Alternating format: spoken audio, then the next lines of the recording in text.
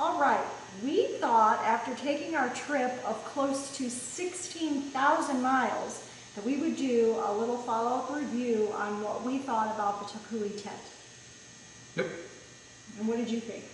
I think overall the tent was fantastic. I mean, it was hard to describe exactly what it was like to sleep on the roof, especially when we were out in the wilderness. I don't know if it gives you a false sense of security or just it does.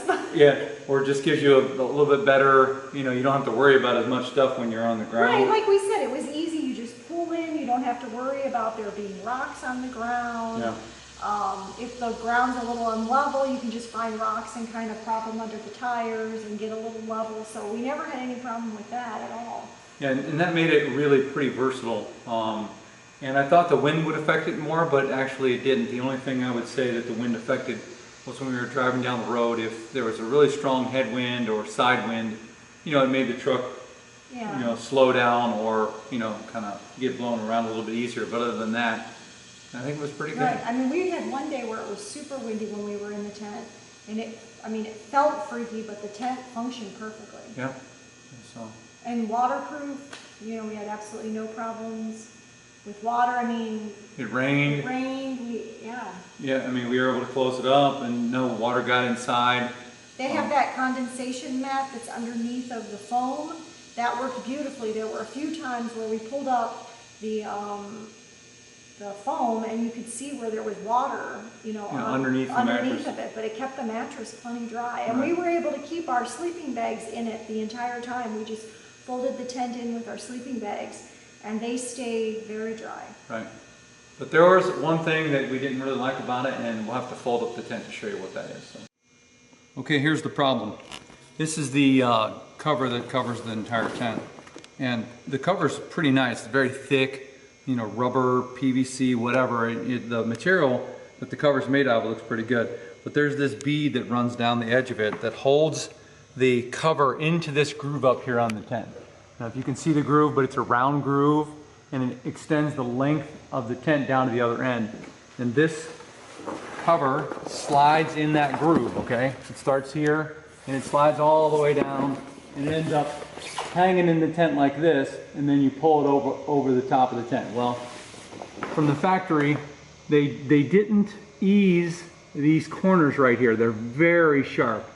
And when you take the tarp off, you know, when you're going to unfold the tent, it hangs down like this, and consequently, the corners have just chewed away at the tent holder here. There's a little round plastic welt in there, and it's just basically destroyed this piece right here. And so if you do get one of these, before you start unfolding this over and over and over again, like we did 50 some times on this trip, get a little file, a little round file or something, and just, you know, ease this edge, round this edge over just slightly, just so that when this unfolds, it won't cut this piece over and over and over again and basically almost ruin it. Other than that, that's the only problem that we've had with the tent. Oh, I forgot.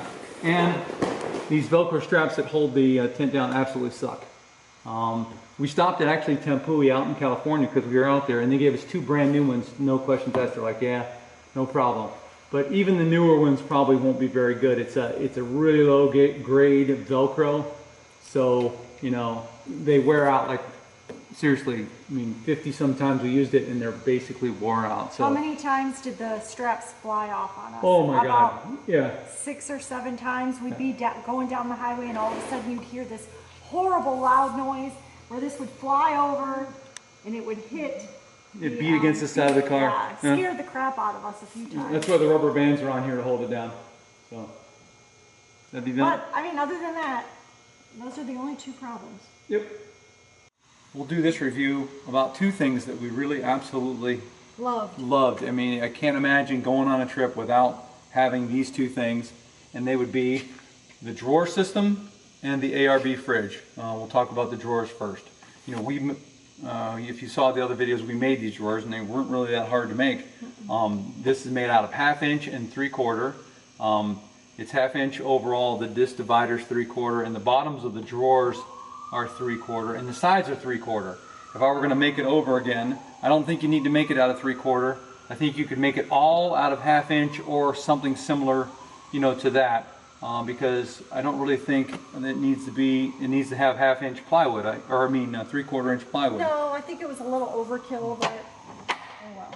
But having the ability to organize things in the drawers and just set the tables up and just use the drawers to cook out of, you know, go to the grocery store, just put everything in here. It doesn't slide around, it doesn't make noise, it just having all your utensils and pots and pans and everything organized in the top, and know exactly where it is every time.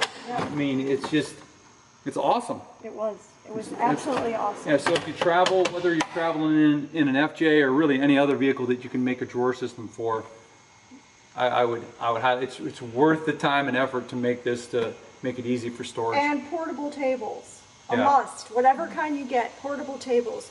You can cook anywhere. You don't have to worry about going to a park where there's picnic tables or anything. You just pull out your table and you're ready to go. Yeah, set up and fantastic, just absolutely fantastic. So that's it. Okay, now the ARB fridge. The ARB fridge, another thing. I can't say one negative thing about it. Yeah, I mean, sure, it's expensive. That's probably the negative thing about it. But other than that, if you can afford to buy one, it is awesome. I mean, we kept it at about, what, 27 degrees, I think it was, the whole time. And you can't imagine, you're out, we were in Mojave Desert, and it's 105 degrees, and you open it up and you get a ice cold water out of the back. I mean, it's just absolutely fantastic. Never have to stop for ice. Never have to worry about your stuff thawing or what the ice is, draining the water out. And we could store a ridiculous amount of food in here. We never had a problem. Yeah, space. We had 3 people, and we bought food and it would last us for 4 or 5 days easily. I mean, it was awesome. I put a dual battery in this and even set it around 27 degrees. This thing would run on the dual battery even when it was 90 and 100 degrees.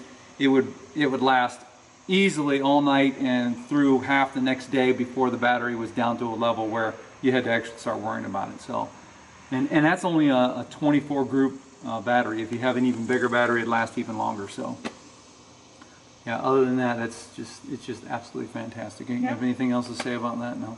Nothing. All right, we thought we would just give a little brief review of the Easy On 270.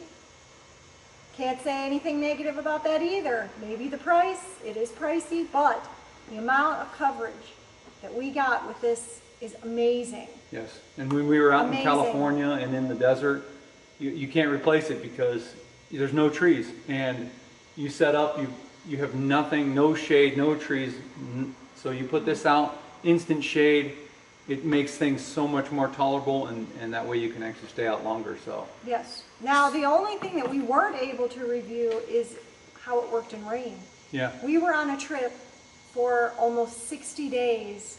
We never had rain when where we had used the awning. Yeah, we were in the tent and it rained, but we didn't have the awning. But during the day, other than driving, every time we ate, there was never any rain. Yeah. So we can't really tell you how it works in the rain. I imagine it works okay. Probably some rain gets back behind it on the roof and runs off the car, but other than that.